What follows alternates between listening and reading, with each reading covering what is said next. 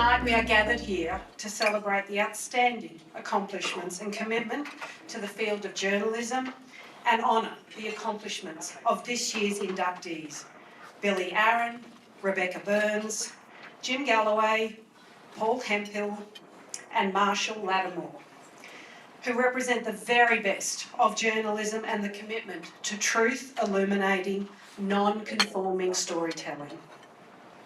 Their contributions to both Atlanta and the field of journalism will be celebrated here tonight, but their legacy and impact will be remembered throughout the ages.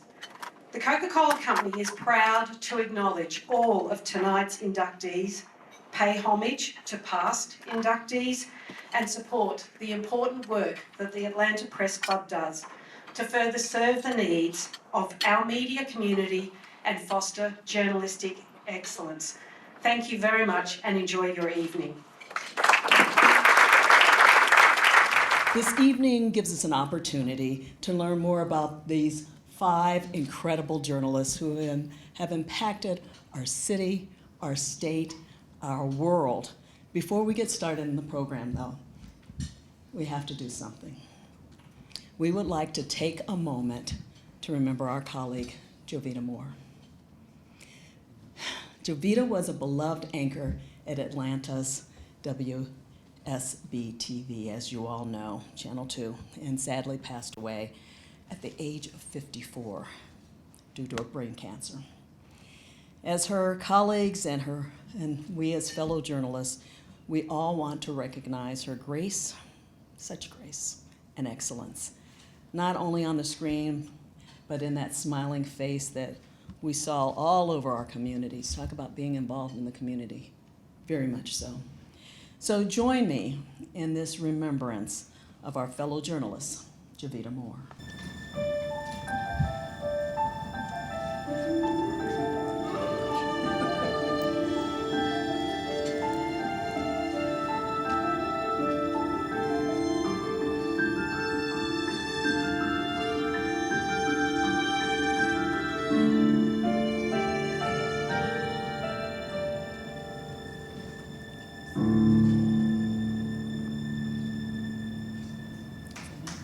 One of the things the club has learned about looking back at the journalists from our state is this process of choosing honorees is a learning experience in itself.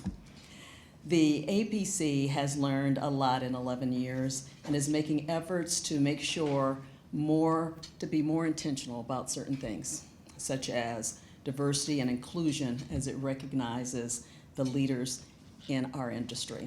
So before we honor the evening's inductees, let's look back. Let's look back a little bit at the previous honorees in our Atlanta Press Club Hall of Fame.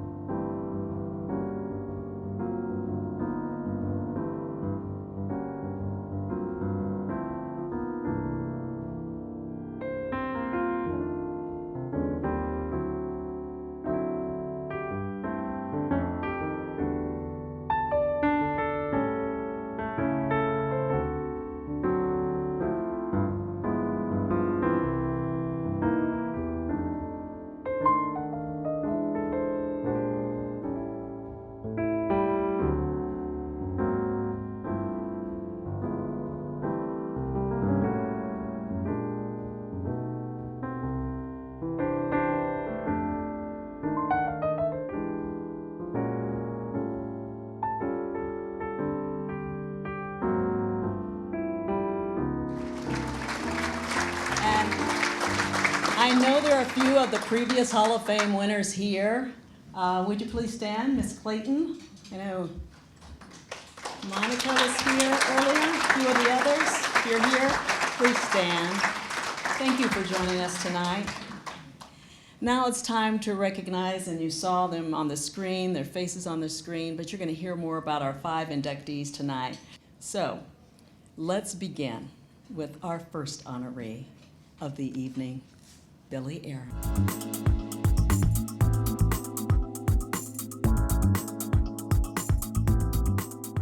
All it took was the encouragement of Billye Aaron's high school principal in Dallas, Texas, recognizing her talent for bringing people and ideas together, a talent that would lead her to college and a master's degree, and to serve her in her career teaching in Atlanta's universities and appearing on television, where she first began chasing her dream.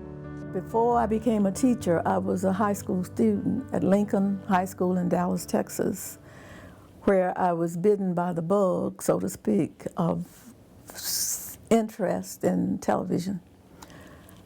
I was asked to write a script and present the Harity Burley Choir to the Dallas public on a television station that carried a high school or some school each week called, I think it was called Look Who's Here or something to that effect.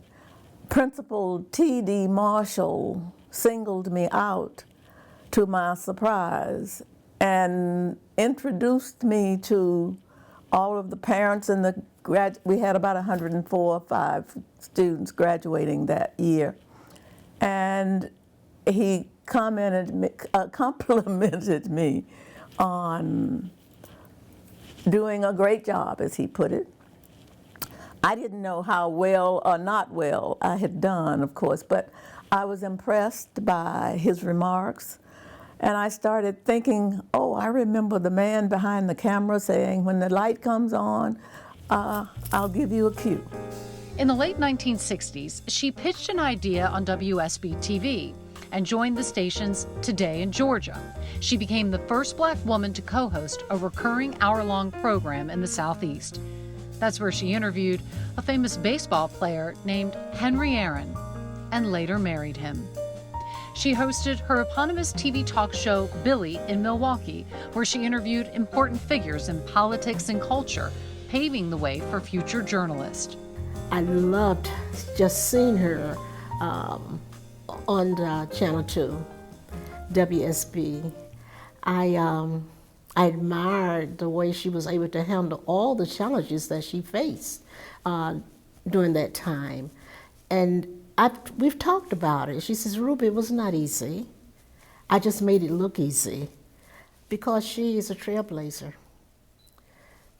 Because she fought the fight for so many people, especially people of color, when it was not popular.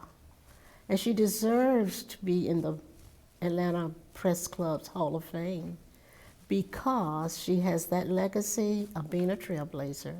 Because of Billye Aaron, we have Monica Pearson, we have a Robin Roberts, a Jocelyn Dorsey, and so many other people of color, men and women, who have achieved and who we are very, very proud of because Billye Aaron paved the way. The Aarons enjoyed the celebrity life, meeting presidents and foreign leaders and befriending entertainers such as Sammy Davis Jr. and Harry Belafonte, but found their purpose back in Atlanta. With bountiful family and friends around them and a community to serve, Billye offered to represent the United Negro College Fund and the Lou Rawls Parade of Stars, founded the Mayor's Masked Ball, and established the Chasing the Dream Foundation with her husband. I get teary-eyed to know that I have made a little difference in the lives of a few people. When you think about it, the remarkable just coincidence in life or serendipity of the fact that 2 iconic African-American superstars in the South in 2 different areas came together like that. I mean, Billye was a true pioneer in television. I mean, there's just no question about it. when, 5, 6, 7 years before, even, a couple of years before, if you turned on television, you're going to see white anchors on everything. Same thing. I mean, Hank was the first African-American superstar in any sport in the South. So the two of them complemented each other extremely well. And I think because of that, sometimes when you put two powers together, physics kicks in and it's exponentially more powerful. And so the two of them, Hank and Billye together, were just the ultimate power couple. But the other thing that was remarkable about them, they both very friendly, kind, thoughtful people who are very altruistic, very philanthropic, and just the fact that they came at life from the same, sort of the same perspective. Billye Aaron was part of a generation of Black leaders in culture and civics who had come to Atlanta during the Civil Rights Movement and who remained committed to seeing the city through its transition from Southern town to the global stage. Hank and Billye Aaron received the Martin Luther King Jr. Center Salute to Greatness Award in 2003, and Maria Saporta remembers what happened the following year. The first time that we had one of those interactions that really bonded us, it was the Salute to Greatness dinner. I believe it was in the early 2000s when Bono was being the honoree. And Coretta Scott King embraced Bono, said she would adopt him as her son, and he had lost his mother early on. But the whole night they showed U2 and the crowds and all of this, and then he spoke about the importance of Atlanta and helping set the tone internationally. That what had happened in Atlanta with the Civil Rights Movement was essential now, and at that point, to help out in Africa. And it was such an amazing talk by Bono, standing ovation. And after the dinner, I see Billye just kind of wandering dazed. And she says, "I never knew about him. I'm just blown away." And she was just, it was like one of those moments where realizing the role of Atlanta and the role that she had played and so many people had played in trying to bring integration, human rights, civil rights to Atlanta had also rippled around the world. Some of Billye Aaron's proudest moments have been watching the success of children impacted by her foundation and the friendships that kept her philanthropy going. We went to their homes often. We traveled with them. We helped raise money with them. And we just shared each other's joys and each other's sorrows. And it has been a beautiful relationship. I was 18 years old when I met her. I'm not gonna tell you my age now, but it was a long time ago. And so it has been a beautiful, warm journey. We helped her. She's an amazing woman. Throughout her career, she has set the standard. Role model. What better role model can there be than Billye? Look at her life. Look what she has achieved in her life, and how really privileged so many young people, particularly those who've been exposed to the Chasing the Dream Foundation that she and Henry established. Journalist. Yes, she was a journalist. Yes, she was an anchor woman. And a lot of people maybe don't quite realize that in addition just being a wonderful, successful anchor person, she is and has been a journalist. My wife and Edwina have developed this deep friendship over these past 31 years as we have been a part of the journey with Billye, such a wonderful part of that journey. We've been honored by that. We are privileged by that. And we certainly have miles to go in that journey as we continue to do the best that we can to support this truly remarkable woman. The Atlanta Press Club is proud to induct Billye Aaron into the Atlanta Press Club Hall of Fame.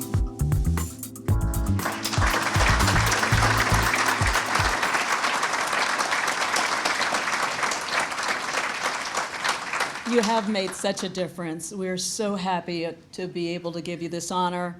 I'd like to ask Maria Supporter to please come to the stage. Let's welcome Maria.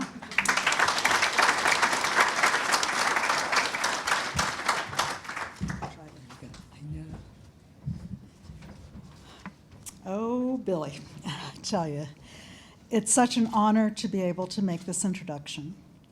When I first got to know Billye Aaron, it was as the wife of legendary baseball hero Hank Aaron. But the more I got to know Billye, the more I appreciated her for who she is in her own right. In some ways, her professional story is as amazing as her late husband's baseball career. Let's go back to the late 1960s, when there were no people of color in the newsrooms of our local television stations. Billye, a civil rights pioneer, reached out to executives at WSB-TV and presented a proposal for her to go on air and interview important people in the Atlanta community. That's how she became the first African-American woman in the Southeast to co-host a daily hour-long talk show. Thanks to Billye and fellow Hall of Fame inductee Zerona Clayton for opening the doors for people of color on our airwaves today. They forever changed our journalism landscape. Over the years, I also learned to appreciate the role Billye played in Hank Aaron's life. I've always loved the story of how they met, how he stood her up for their first scheduled television interview because he had overslept the morning after a late-night doubleheader. Fortunately, they finally did meet, and they became one of Atlanta's greatest love stories. Billye helped broaden Hank Aaron's horizons beyond baseball, and together they contributed to Atlanta in countless ways, and Billye continues to contribute in countless ways. That has been so obvious these past 10 days since we've won the World Series. We have all marveled at Billye's grace, warmth, and regal presence. As our mutual friend, Bob Hope, observed after watching her do television interviews following the win, he said her training as a television journalist served her well. So tonight, please join me as we celebrate Billye Aaron for all the doors she has opened and for filling the rooms of Atlanta with her charm, intelligence, and heart. Thank you. Come on up.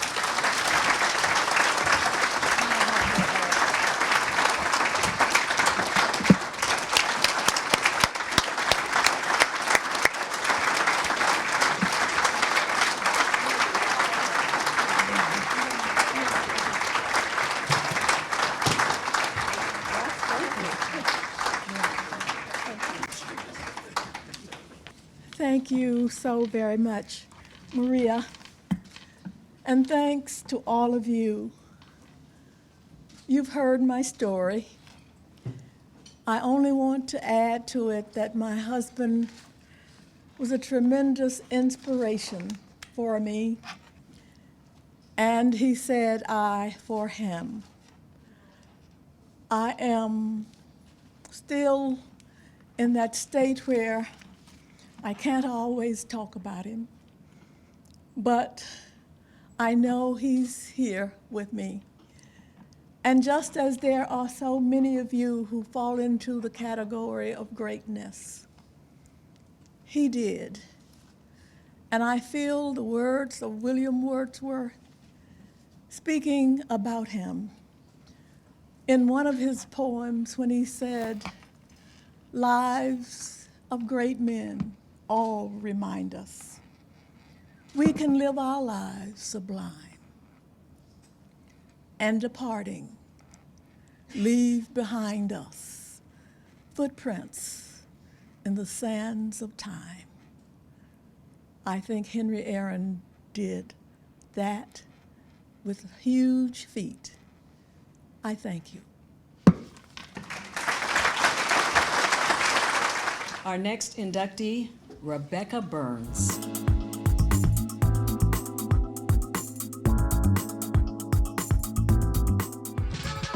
5-star chefs, murders, hip-hop artists, politics, and fashion. Rebecca Burns juggled these topics and more while working as the award-winning editor of Atlanta Magazine. But it was the legacy of the city's civil rights movement that drew her to write a book about Martin Luther King Jr.'s funeral, 40 years after his death. So when I came across the story of King's funeral and how after Martin Luther King Jr. was assassinated, there were riots across the city. The National Guard was mobilized. It was the largest armed deployment in the U.S. since the Civil War.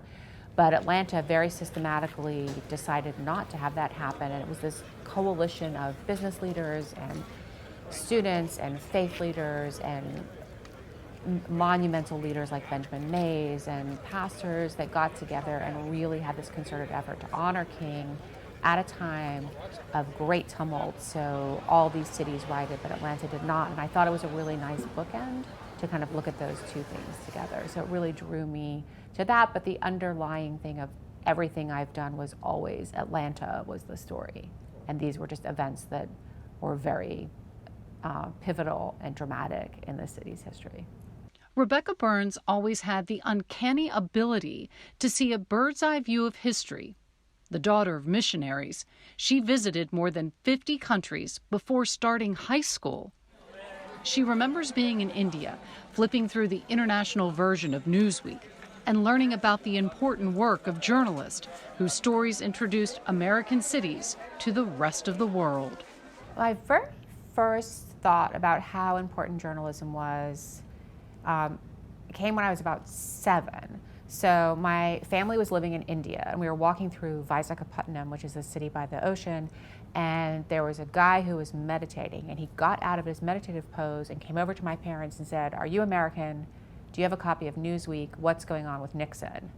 And it was like, wow, that's really amazing, like how meaningful this information is and how much it matters to people. And my parents were longtime Newsweek subscribers. It took us a minute to get copies out there back then.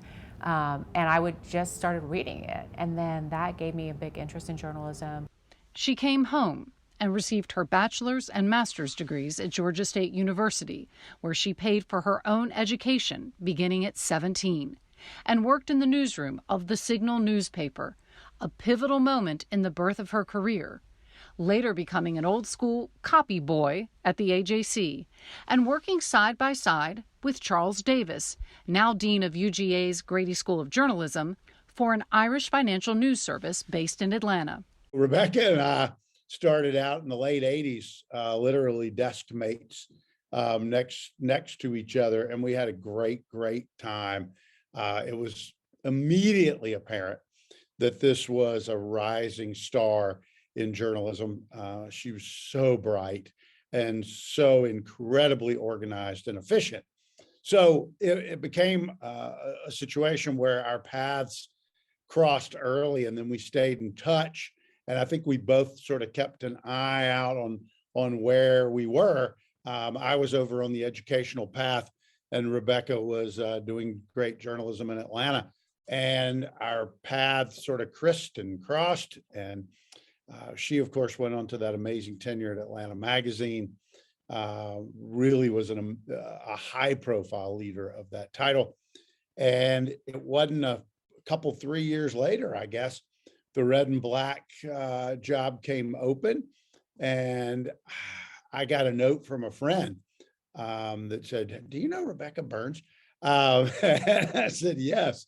She has told the stories of our city and its heroes in her books, shepherded writers and editors and students, and written magazine articles for Politico and The Guardian. In her words live Zernona Clayton and John Lewis, mayors and business leaders, former U.S. President Jimmy Carter, and even Killer Mike. She is known for sharing the spotlight. If you look over the long course of Atlanta Magazine's history in the city, 60 years now, it has been traditionally a white institution in a city that's predominantly black, and in a city whose narrative is very much based on the civil rights story.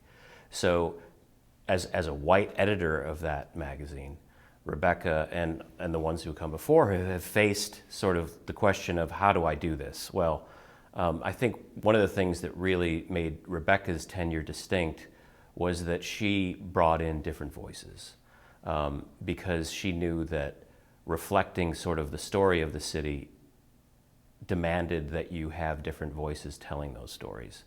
And as you'll probably hear from other people who know her, I think that is one of the things that I found to be incredibly impressive with Rebecca. Rebecca Burns is not the city's first notable woman journalist or editor, yet she was one of the first to meet the unique challenges of bridging 2 centuries, 2 millennia, and of bringing the traditions of old Atlanta and print journalism together with the vibrant culture of a diverse city in the digital age. So I get a call from Atlanta Magazine, and Rebecca wants to know if I want to team up with her to do an oral history of Freaknik.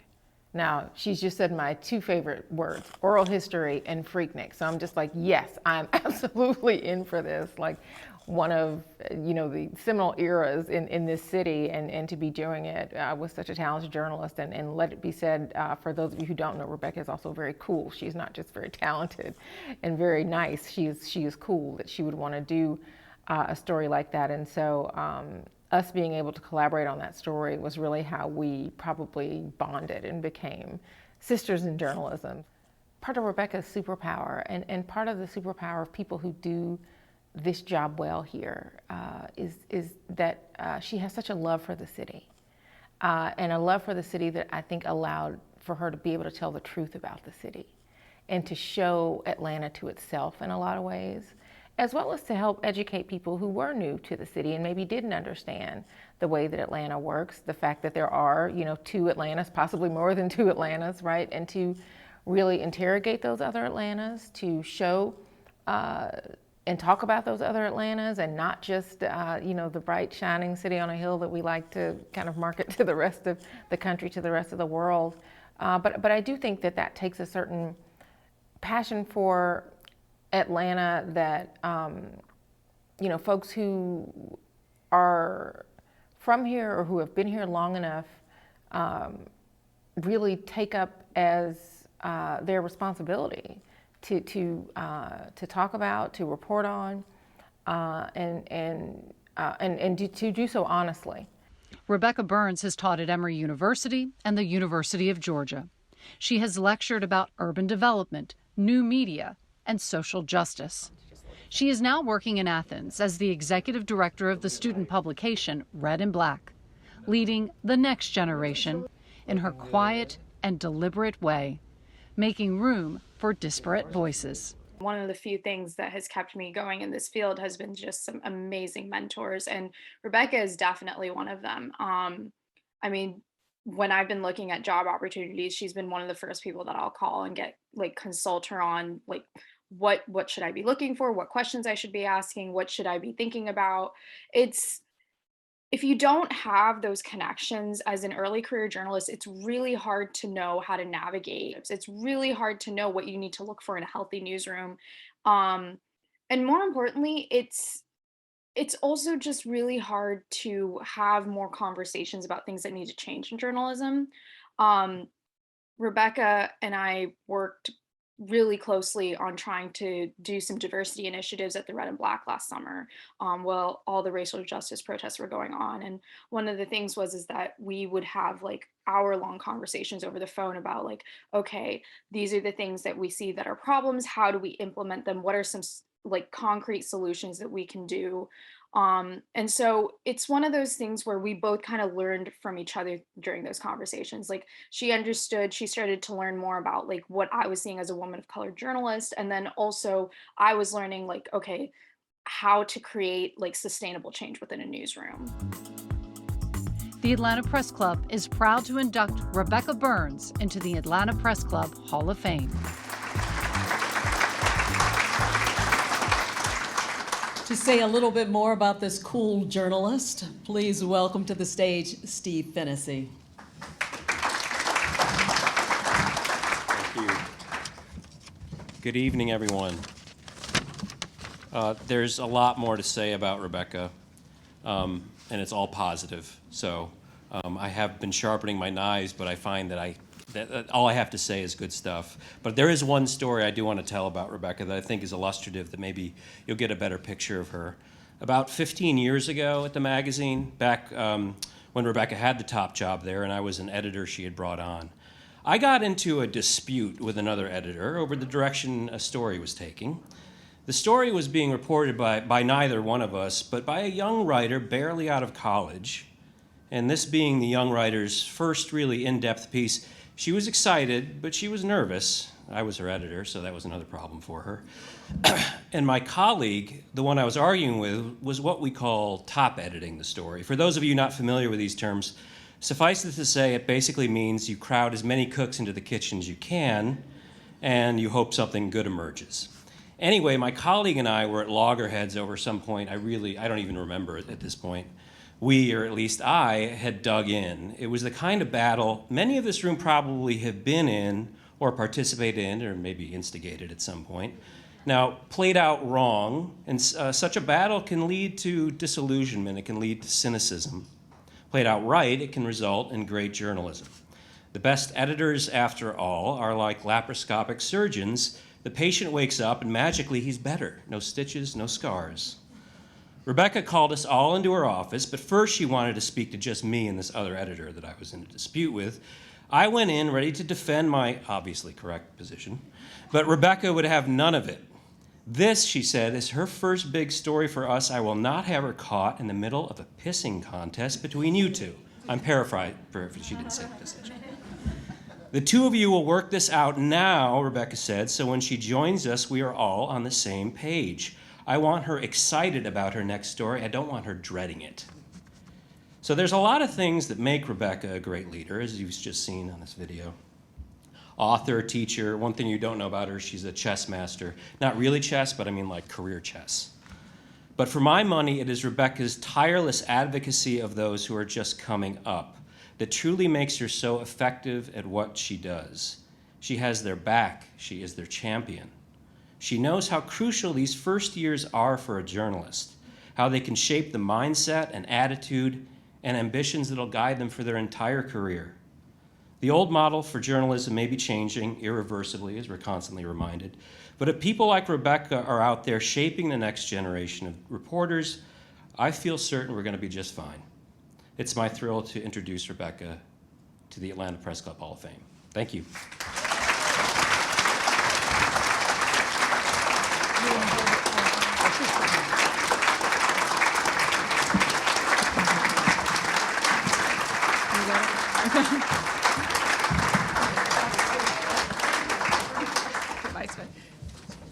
Is this the one that's working? Yes. Sure. Okay, so if I wasn't intimidated in following Billye Aaron, I was intimidated because Steve told me he had knives out and was going to roast me, so thank you. I'm humbled, honored, amused.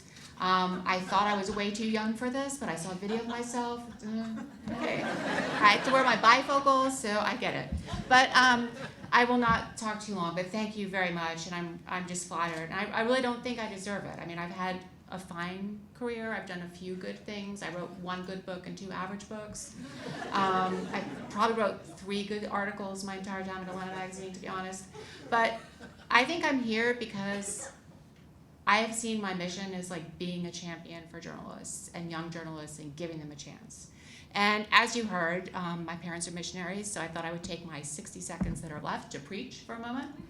So all of you here are leaders and supporters and advocates of journalism. The work the Press Club does is so important with the debates and bringing rigorous discussion to our democracy. Thank God it's still happening somewhere. But what you really do that's super important is fund the Atlanta Press internship program and give a chance to students who need a chance. And so what I would urge all of you to do is think about your newsrooms. Who's there? Who are you giving opportunities to? What can you do? For so long, this business has really been structured around access and privilege, and we need to let more people in there to tell their stories. It will make us all better. So that is the end of my sermon. Thank you.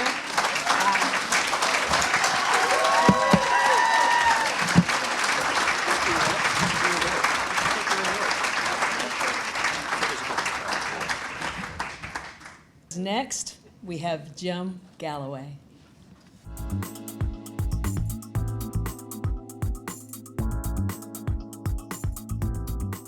It's a second visit for both Trump and Harris in just the past few weeks. The story is never finished. For the first time in decades, Georgia is a battleground state. That's how reporter Jim Galloway described the state of Georgia politics a few weeks after the historic 2020 elections. But when he retired in January 2021, after 41 years at the Atlanta Journal-Constitution, in the wake of the January 6th insurrection, with a deeply divided electorate, he wasn't thinking about our state as red or blue or even purple, but about democracy itself. I think I said it was like I felt like a guest that had stayed too long and left the house in shambles, with the doors holed and the windows broken and democracy kind of in tatters. I can tell you as a newspaper editor, the advantage of having him here is that when we needed thoughtfulness, when we needed depth, when we needed sobriety. But also, too, the other side of that, when we were stepping into areas that were unprecedented, Jim Galloway was able to frame that for our readers to say, this is unprecedented. And then there were times when the discussion was about, this is how things that we take for granted, like the peaceful transfer of power, that this is how those things could actually be in danger. So having Jim Galloway around to talk about those things with the kind of depth and experience. And also he was able to tap people, the voices that got drowned out. So when you think about the debate and how hot the debate was, there were certain voices that were drowned out, and he was able to find those voices and say, look, here's someone who's saying that things could get worse. But also on the other side too, he was able to tap voices to say, well, as bad as things are, here are the things too that you should think about that should maybe provide you with just a little bit of comfort. So that is the sort of thing that Jim is able to uniquely do. And he's able to do that based upon his experience. He's able to do that based upon the people that have entrusted him over the years, the people that he has studied, and the folks who I think have to be part of a conversation that sometimes right now gets drowned out just by volume and not by thoughts and ideas. Galloway's career has been defined by important moments in political history. He worked as a student at UGA's Red and Black in the 1970s, where he wrote about workers' rights and anti-discrimination laws. Those were the days before CNN, when news was in print in the morning and on local TV at dinner time. Then, on an assignment that would change his life, he witnessed the demonstrations in China's Tiananmen Square in 1989, before coming home to make the Georgia Capitol his focus. Before I got deep into Georgia politics, I was aiming to become one of the AJC's foreign correspondents, and being on Tiananmen Square in June of 1989 was rather momentous for me. But of course, the realities of newspaper financing caught up with me very quickly, and we don't do foreign news like we used to, and so you have to hone in on you had to hone in on your core activities, and politics was that. I kind of returned to covering Georgia politics with the changing of the Georgia flag in 2001 under Roy Barnes. That's when I was brought back to the state capitol, and then being there for 9/11 when that happened. I was pulled it back into foreign news for a little bit with a stint in Jerusalem, but being back at the Capitol, kind of that prompted me and Charlie Gay, who's my editor, to kind of start putting together the Political Insider.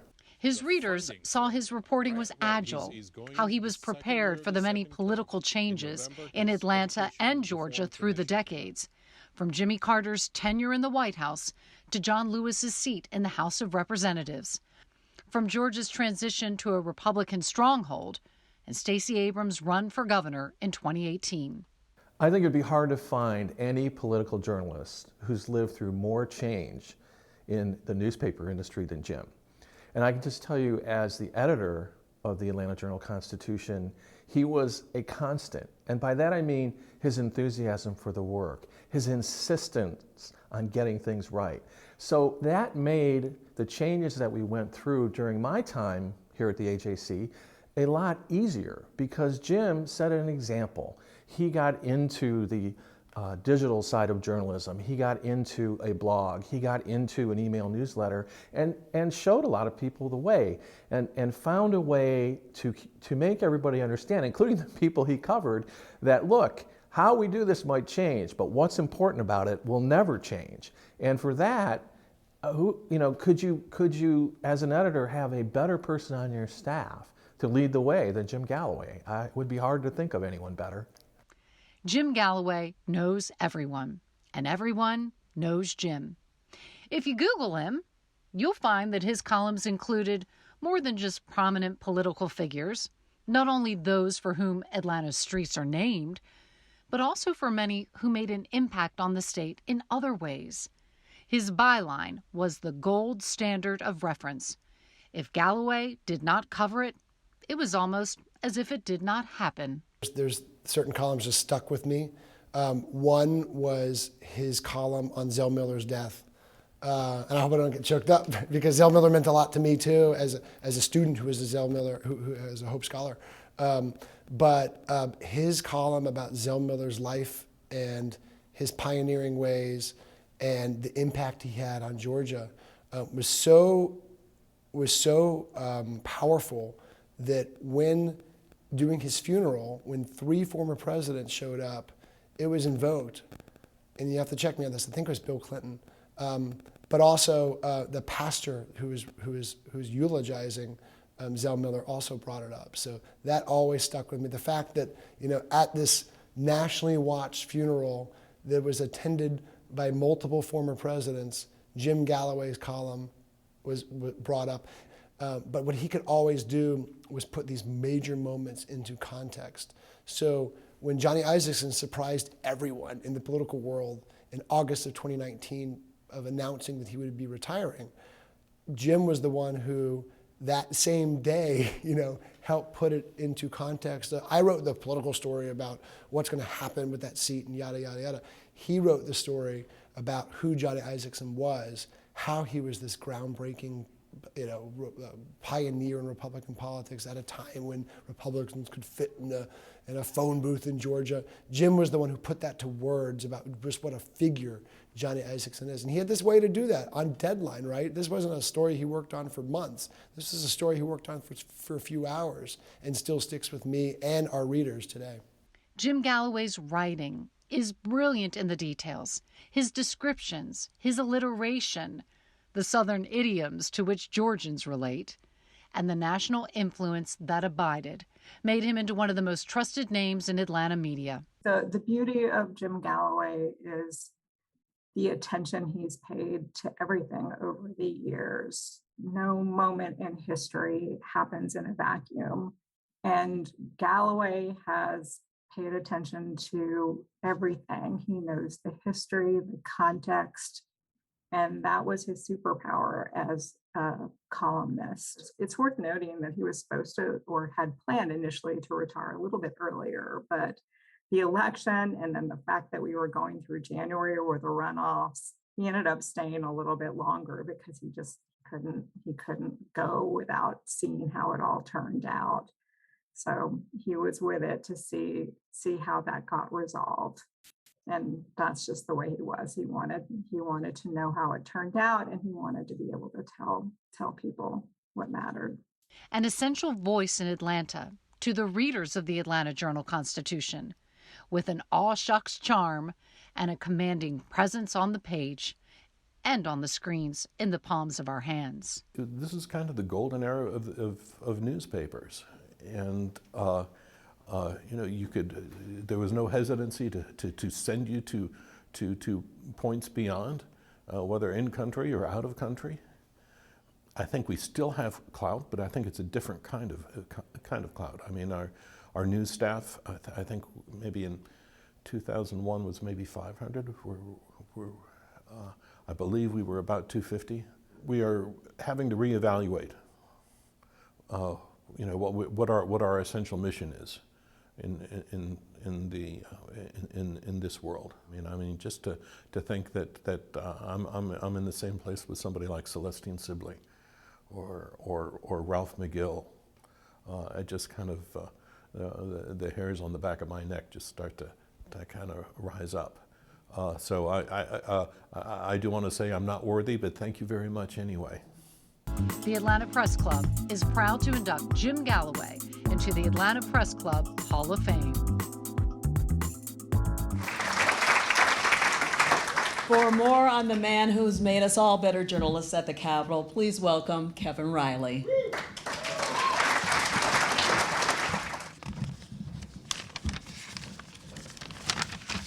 Thank you, everybody. And before I forget, I want to remind you all that you have your souvenir brave sections, thanks to the Atlanta Journal-Constitution. They were a little hard to find for a while, but we made sure that you all had some. I guess all of you saw that Galloway had a byline yesterday in the Atlanta Journal-Constitution on the Max Cleland story. We just can't get rid of the guy. I get to do things like this a lot, but I really don't know where to begin here. So let me tell you a story about Galloway. When the pandemic was at its worst, I was regularly asking folks in our newsroom a favor. Send me an update on yourself, how you're doing, and I'll share those updates with the rest of the staff in an email. And I did that through the pandemic. So I asked Jim, and he sent me the following. Put your seatbelt on. About the goats. They have become our substitute for Netflix. I mean, what would you rather watch? Another superhero or a goat climbing a tree? I was a little worried about where this was going and just how well he was doing, but and he went on. The next door neighbor has an English ivy infestation that predates her ownership of the house, but has blossomed into an expensive removal problem. Her solution was to hire a team of goats. Actually, 12 goats and 1 sheep. The sheep is named Goat, out of a sense of inclusion. So we have Goat and the 12 goats. There's a black one with a white blaze who's called Oreo, but the rest remain anonymous. Goat and the 12 goats are kept penned by a portable electric fence, but some of them are large enough, and with horns, to deal with any dog or coyote that wanders by.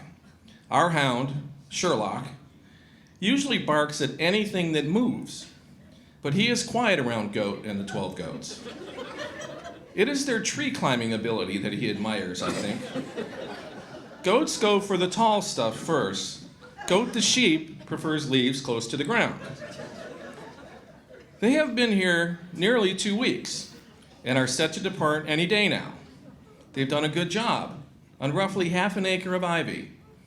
For one thing, they've uncovered a sinkhole, unknown to us and the owner, that could probably hide a minivan. Now, I share that story. I'm not exactly sure why, but let me try here. I share it because Jim can see what's really going on from almost any vantage point, in any situation, and he sure did that for a long time for us.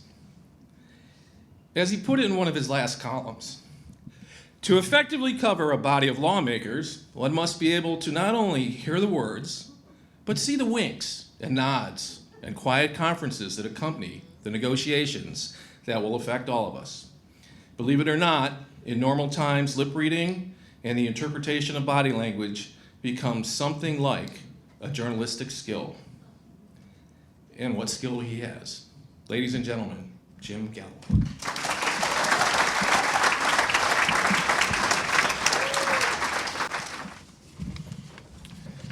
Does it matter which one I pick up? No. Okay. Well, that was exciting. And before I get started, I know we we paid tribute to Javita Moore at the outset of the program. And I'm just wondering if on Veterans Day, we might remember my friend Max Cleland. Yes. So, thank you, Kevin Riley. Thank you, Kristi Wooten, and the Atlanta Press Club for the kind words you've heaped on me tonight. To be included with the likes of Billye Aaron, Paul Hemphill, Rebecca Burns, and Marshall Latimore is pretty heady stuff. So, but please let me cram as many thank yous as I can into the time allotted me. First, I've had the experience of watching many editors of the AJC come and go. Kevin Riley has been by far the most approachable of the lot. A calm voice necessary in a time of journalistic upheaval. So thank you very much, Kevin. I'd also like to give a shout out to the State Capitol crew, beginning with Susan Potter, the AJC political editor, Maya Prabhu, Mark Nisi, Chris Joyner, James Salzer, Greg Bluestein, and Patricia Murphy, who has done a fine job proving that no one is irreplaceable, including me. Donna Hall, Leroy Chapman, Sean McIntosh, and Mark Walligor, thank you as well. I want to give special recognition to Bill Nygett, host of GPB's Political Rewind, who for some reason looked at me and decided that stuttering was no handicap when it came to helping him do a radio show these last seven years. And I also want to express my appreciation to the Georgia political community at large for providing such a rich tableau over the last several decades. People sometimes ask how I can absorb the sharp, occasionally ruthless vagaries of Southern politics. I tell them that the people I write about are characters in a vast Tolstoy-like novel, which has chapters to go before it ends. But most of all, I want to thank the, excuse me, I'm doing a Boehner, and I'm trying not to. I want to thank the three most important people in my life, without whom none of this would be happening. The AJC has been my second longest relationship of choice. The first has been with my wife, Judy. We graduated from the same high school down off Old National Highway, and we celebrated 44 years together last month.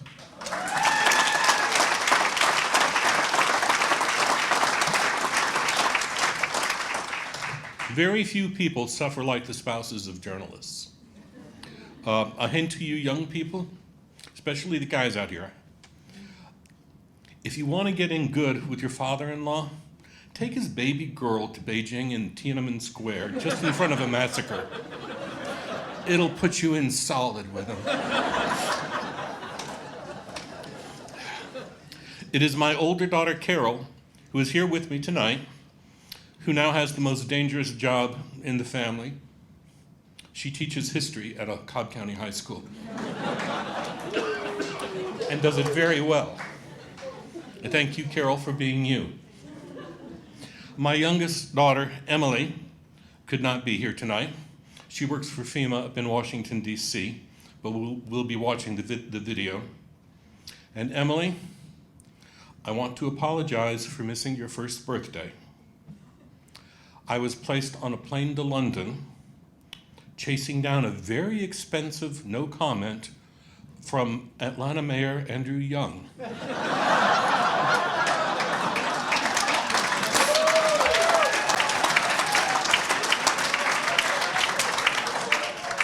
And no, it was not worth missing the candle.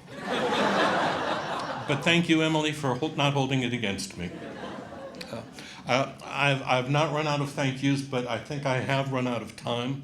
So again, thanks to all of you and the Atlanta Press Club, and good night.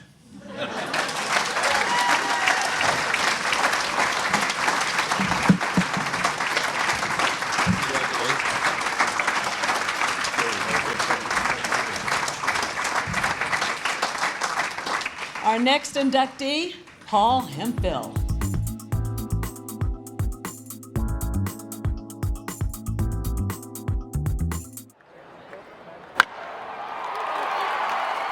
the crack of the bat, a strumming guitar. These are the sounds that inspired Paul Hemphill and never left him, from his birth in Alabama in 1936 to his college years on the plains at Auburn, to life on the road as a young sports writer, and to fame as a columnist in Atlanta, Georgia. As was true for newspaper folks at that time, you had to jump around. You would move to a different paper and probably a different city for, $20 a week raise. So he moved from Birmingham to worked in Augusta, worked in Tampa, and then came to Atlanta. And I think he pretty quickly felt at home. The Atlanta Journal is where Hemphill's career gathered steam in the 1960s. He wrote about Mayor Ivan Allen, speculated about Georgia politics, mused about Justine's Restaurant, and deconstructed the freshly coined term, the New South. As a frequent visitor to Tennessee, he interviewed the musicians he admired for the pages of his breakout 1970 nonfiction book, The Nashville Sound. I wondered who you were talking to. He sits you down on a bar stool at Tootsie's Orchid Lounge on a Friday night. He brings you into Bradley's barn as Kitty Wells records half of the Guilty Street album in 3 hours. All while taking a coffee break with the Jordanaires, Elvis's backup group. But as a Southerner, Paul literally sets you at the table and you get to eavesdrop. And for me, as an entertainment journalist, it's a master class on how to talk to famous people, but also capture their humanity and what makes them tick. And so I don't know that a Northerner could have done that. I think that it had to be a guy who wasn't from the New Yorker, wasn't from the New York Times, but was a fellow Southerner and understood why Hank Williams mattered. I think that for the first time, it was written by somebody who loved country music. Paul Hemphill relished the novelties of the Southland. This is Birmingham, the South's mightiest But he never ignored the blemishes, or the struggles, or the shame. Later in his career, he wrote frankly about race in his 1993 memoir, Leaving Birmingham, Notes of a Native Son. And in 2001, The Ballad of Little River, exploring a notorious 1997 South Alabama church burning and hate crime laws. But I can't write without facing, I'm writing a novel right now that ultimately the background will be high school football in Atlanta, 60s to the 80s, but it's all about race. It's about black and white. I think that's why. Now, as far as do I feel good about it, I can't help myself. I keep hoping that, it can show the need to do better. The writer Steve Oney recalled that Paul Hemphill referred to himself as a minor regional prophet, but his work could not be claimed by the South alone. He was a Nieman Fellow at Harvard, published in the New York Times Magazine, and wrote briefly for the San Francisco Examiner before returning to Atlanta just in time for Jimmy Carter's presidency. Paul enjoyed a good Bloody Mary and the freedom to hold court at Manuel's Tavern, between self-imposed deadlines by an author without newsroom deadlines. There's one column that is just ringing in my ears now that he wrote at Manuel's Tavern one afternoon at 3 o'clock or so, 3:30 in the afternoon, and he did the setting beautifully. When you read it, he sets the location, and then he describes the 4 or 5 people who were there drinking a beer at 3:30 in the afternoon. And he engaged a couple of people, not asking, what are you doing here, but in conversation, just like another customer. And it is a little, in one column, it is a short story in one column. It was just common, simple conversation in the middle of the afternoon, but he said it in such a way that you felt that we knew more about him and the people that he talked to than the story itself reported. It's sort of hard to explain that you met these people through a short 2 or 3 lines here, 2 or 3 lines there conversation with somebody at the bar, and then you felt that you learned, you knew that person. Paul Hemphill taught at Emory University, Brenau University, and the University of Georgia.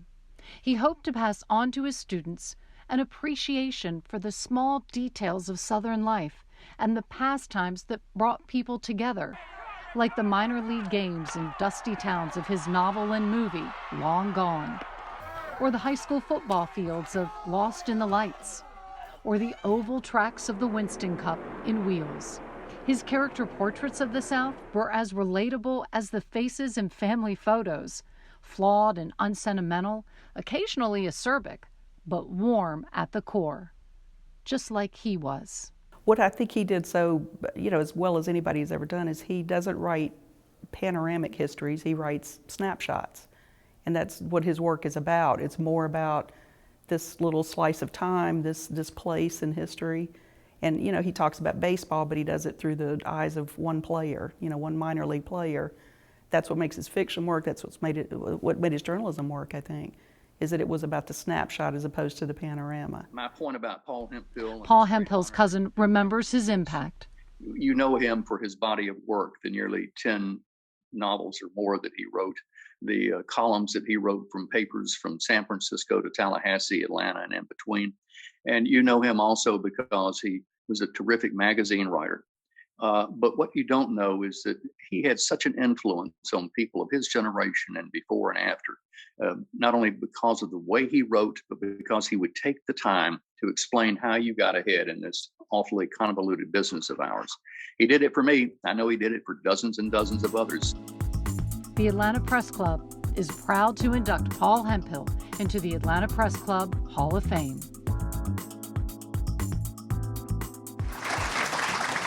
For more on Paul Hemphill, please join me in welcoming to the stage Angelo Fuster. There he is, back there.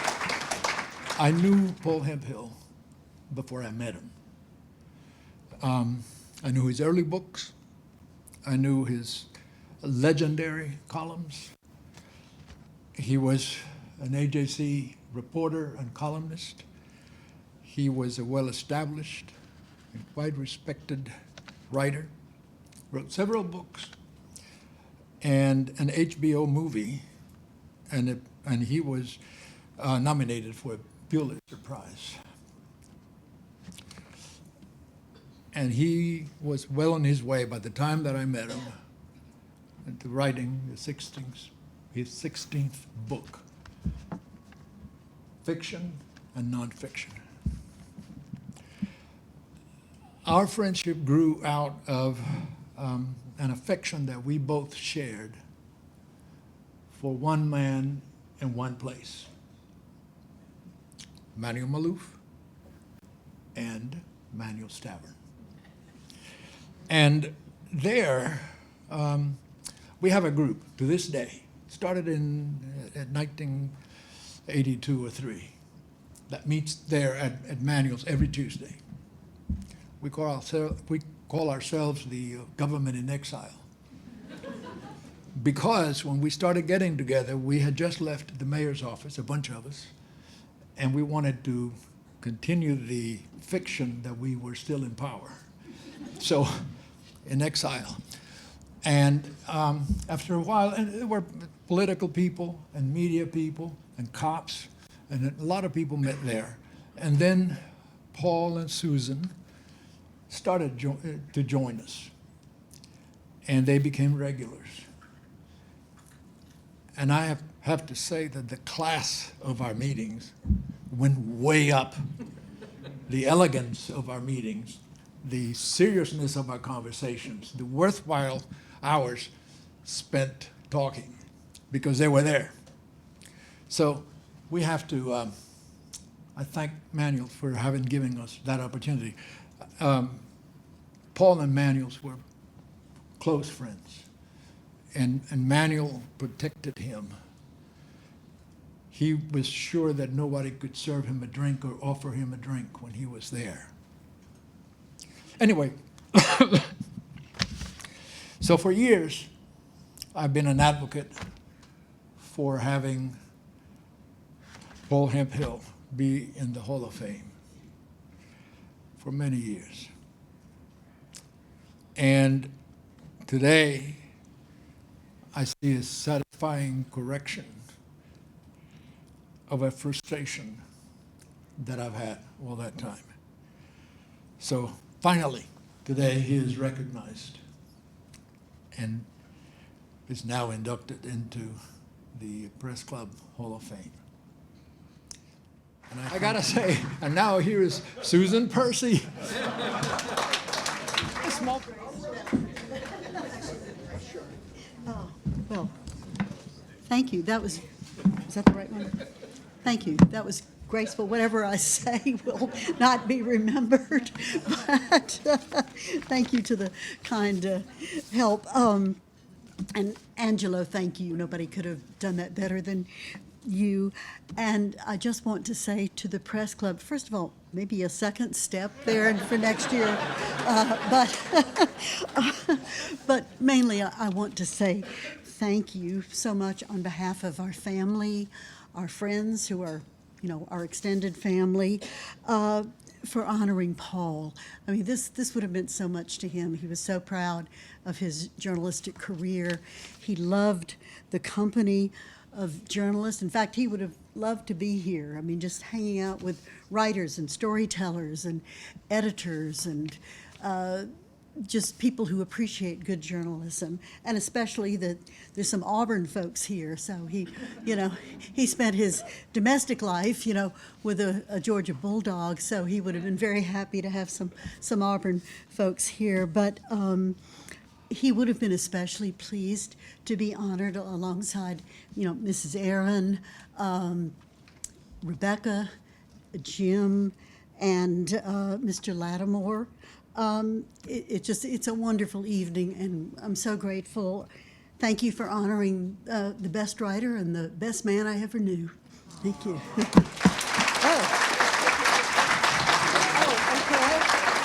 Yeah. All right. Thank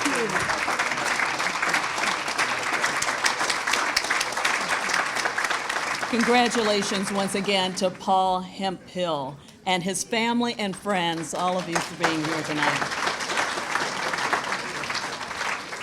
Now, our final tribute this evening is a special one. The Atlanta Press Club had chosen a longtime journalist for the final tribute this evening, but after learning about the death of Marshall Latimore, our previous honoree asked that we honor Marshall instead.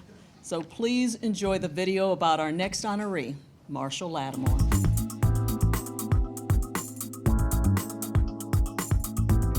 A Renaissance man for the 21st century, with an eye for design, a passion for cooking, and a talent for telling the stories of his community. This is the Marshall Latimore that friends and family remember. We took our first road trip together in 2006 to the Bayou Classic, first year after Katrina in New Orleans, covering it for the Meter, Tennessee State's newspaper. That was when I really got to know Marshall, the man, behind the writer and the photographer and the designer. It was just a mind-bending experience, just understanding, we're touring the city, recovering the Bayou Classic while telling the story of New Orleans post-Katrina. That was the first thing. The second thing was March of 2018. We went to Stacey Abrams' campaign office in Kirkwood. And I'll never forget, Marshall showed up with a red hoodie on with the Atlanta Voice logo emblazoned on it, and some sweatpants and black sneakers with no cards, no tablets, no phones, nothing. And my videographer at the time, he's watching Marshall ask Stacey Abrams all these questions. And he's like, did he prepare for this? Because there's no cards, no tablet, no phone, nothing. I said, yeah, he studied, but with him, it's about being organic. He didn't want to sound rehearsed. He didn't want to sound put together and all that good stuff. And everyone was blown away because what came out of it was probably one of our bigger stories in 2018, leading into the primary season. So those are two moments that stick out to me. Marshall, the human being, Marshall, the friend, but also Marshall, the journalist and the editor and the designer, who was always prepared, a consummate professional, but he also cared about everyone that he worked with. First, there was the student in Birmingham, Alabama, who became a young journalist, eager to bring change to the industry from day one in his career. This drive led to positions at Gannett, the Alabama Media Group, Gatehouse Media, and the Houston Defender Media Group.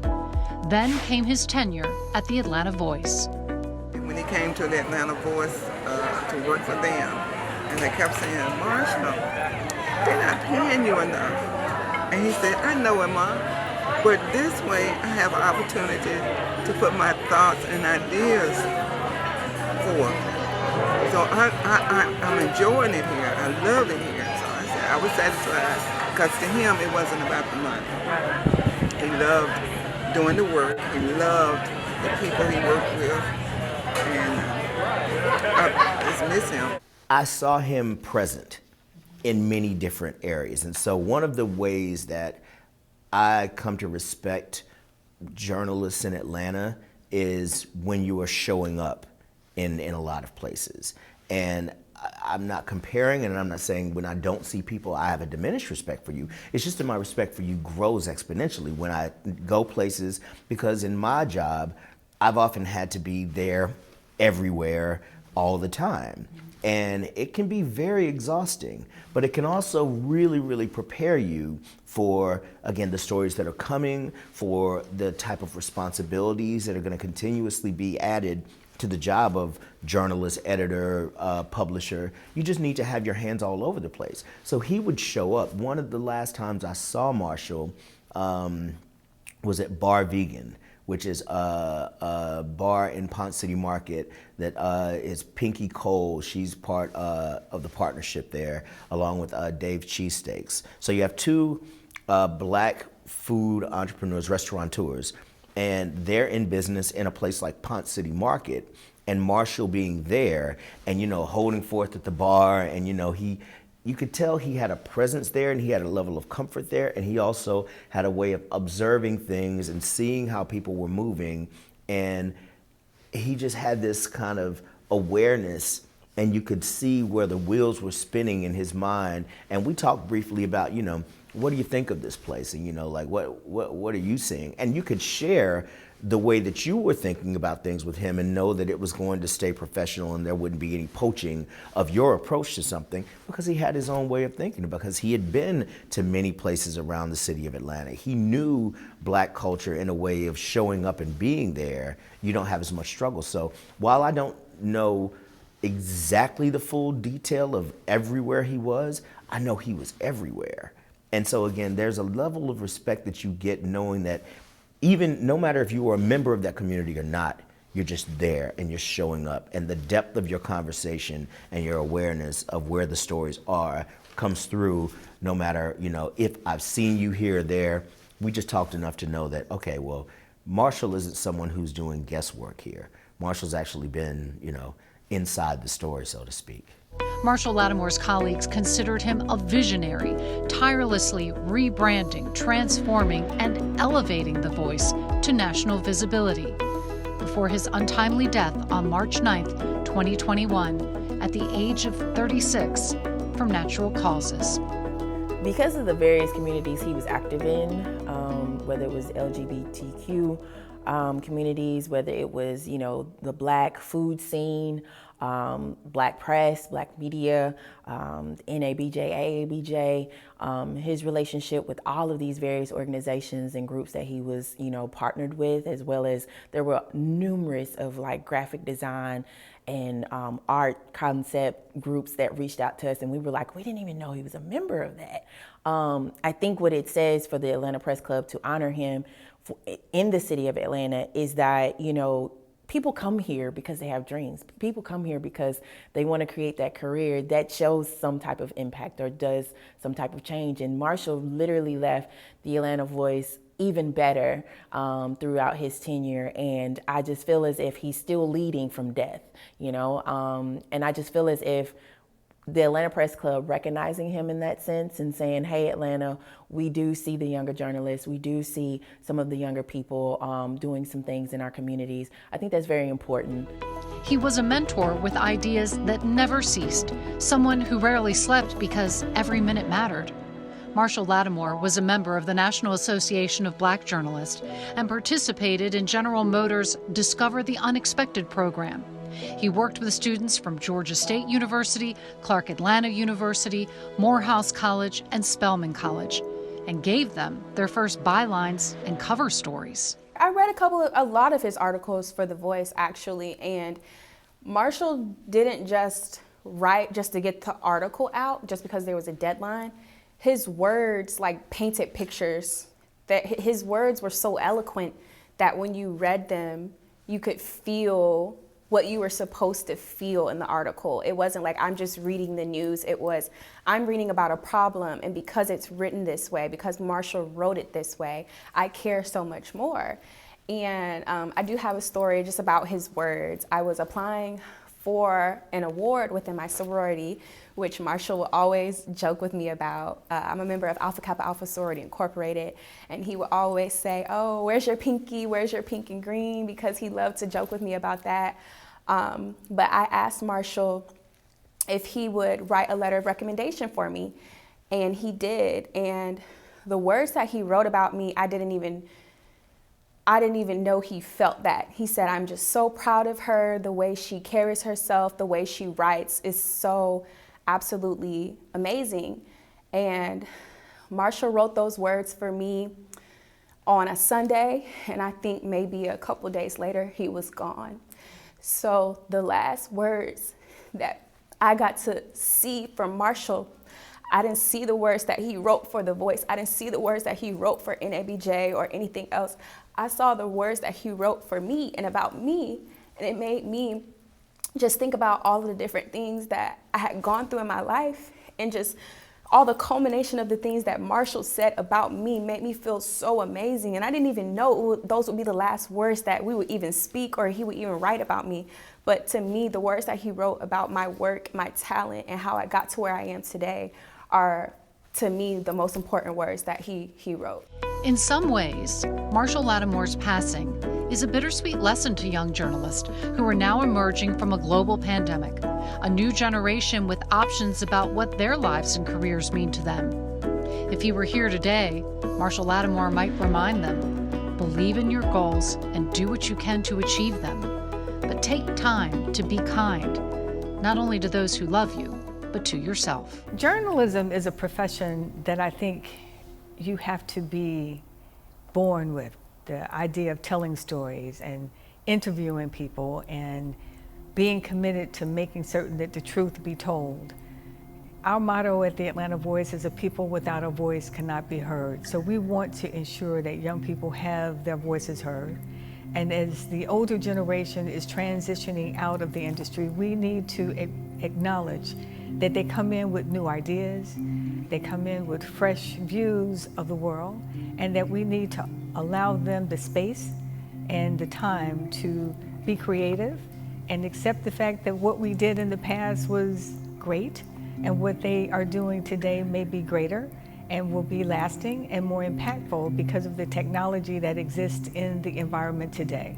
So yes, you can always read a newspaper, even if it's crumbling apart, but with the digital space, their stories will be able to be heard, read, and received further and wider than the people of the past. I celebrate journalism today. I'm excited about the future, and I look forward to other people following in the steps of Marshall Latimore.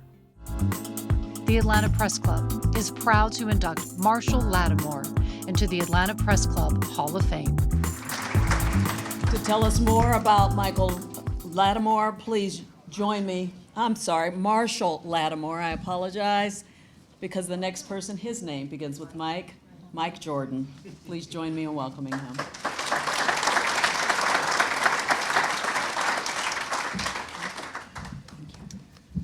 Thank you. Good evening, everyone. Mike Jordan, editor-in-chief of Butter ATL and aspiring, maybe future Hall of Famer myself, aspiring male version of Jewel Wicker, which she knows. But also aspiring to fit into the footsteps of somebody like Marshall Latimore. I wanted to first start with an acknowledgement of his family. If you all would raise your hands. The family, is Miss Mary here? She did not make it? Okay, well then his second family from the Atlanta Voice. You all are here in attendance. Can you please acknowledge them?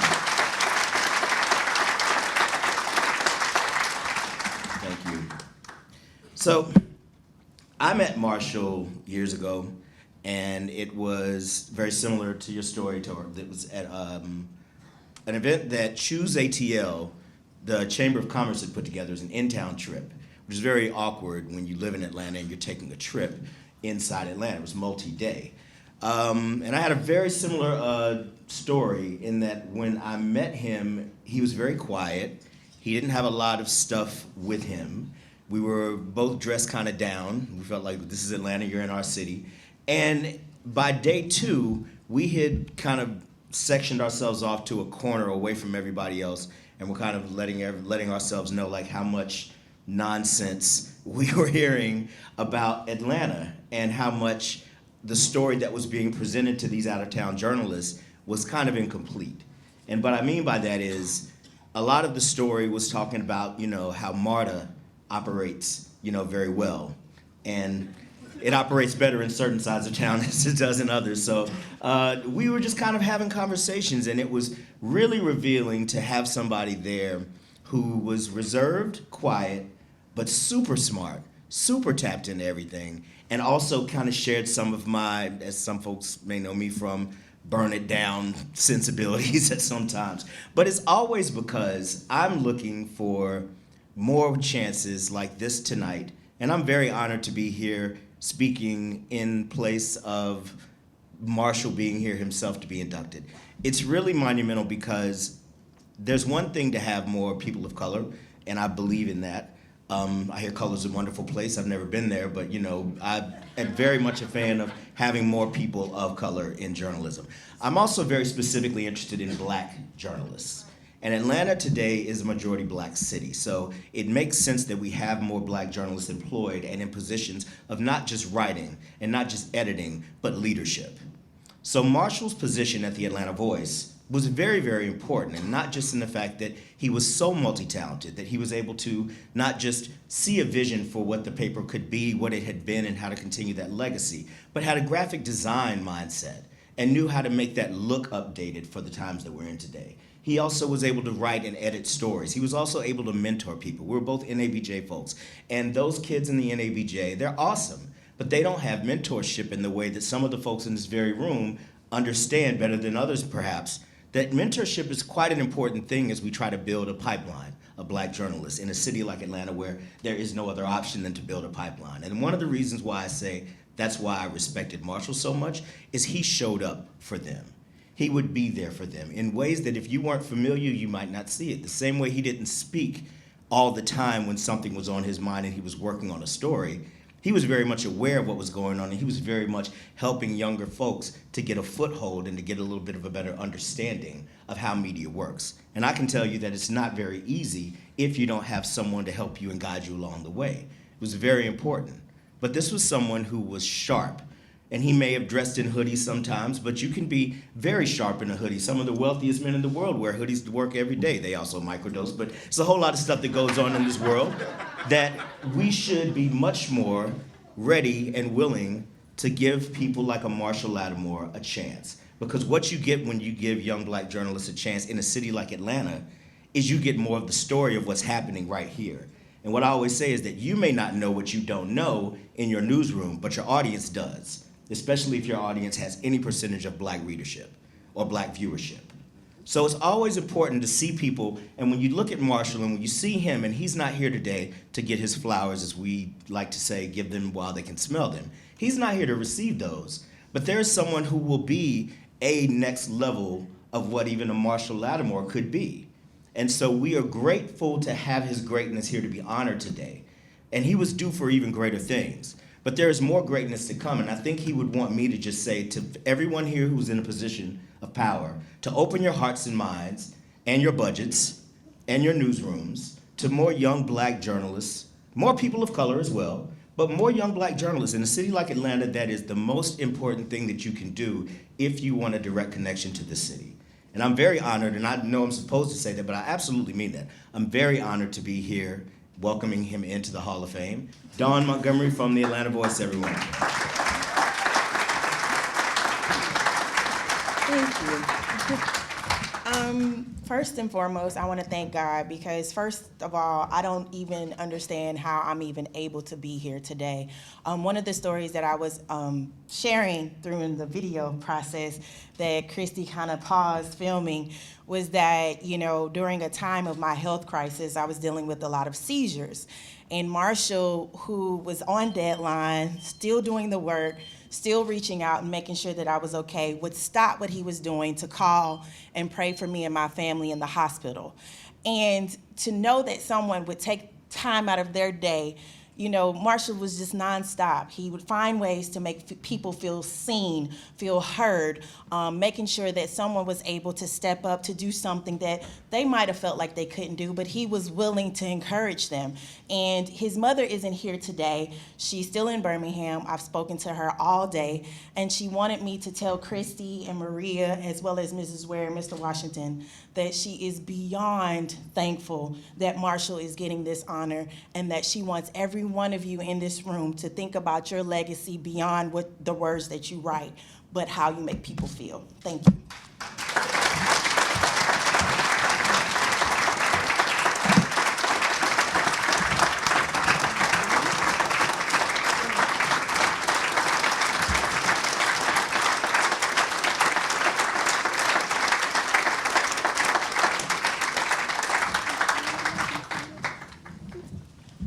As we wrap up this beautiful program, we're going to have closing remarks from Ken Foskett. Please welcome him. Thank you, everyone. How about another round of applause for our honorees? It was really, really great. Put that one down. You know, watching, can everybody hear me? I don't really want to hold the mic. This one? Okay. All right.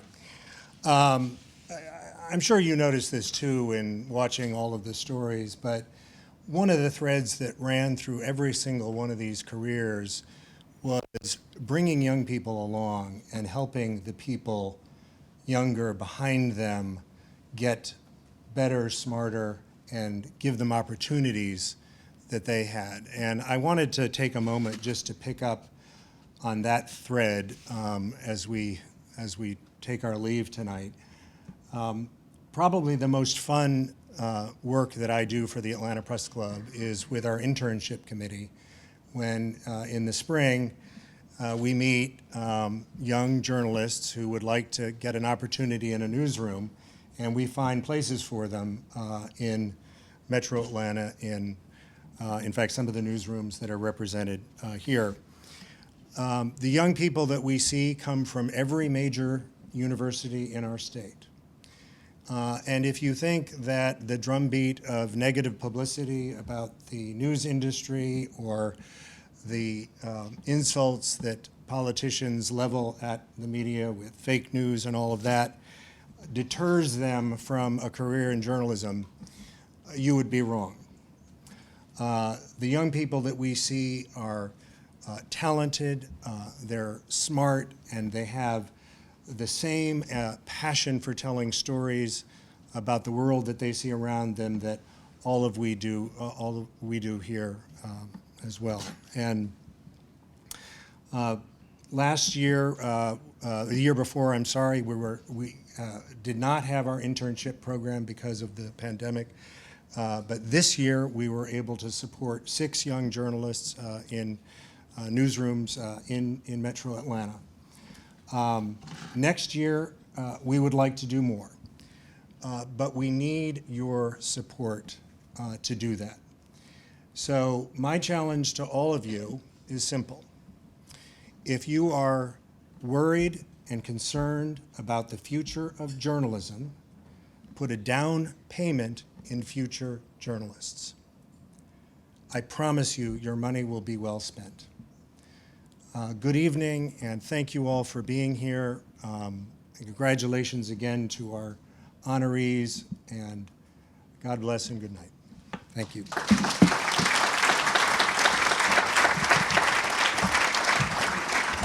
Thank you, Ken. I'm going to wrap it up. It's been a wonderful evening, hasn't it?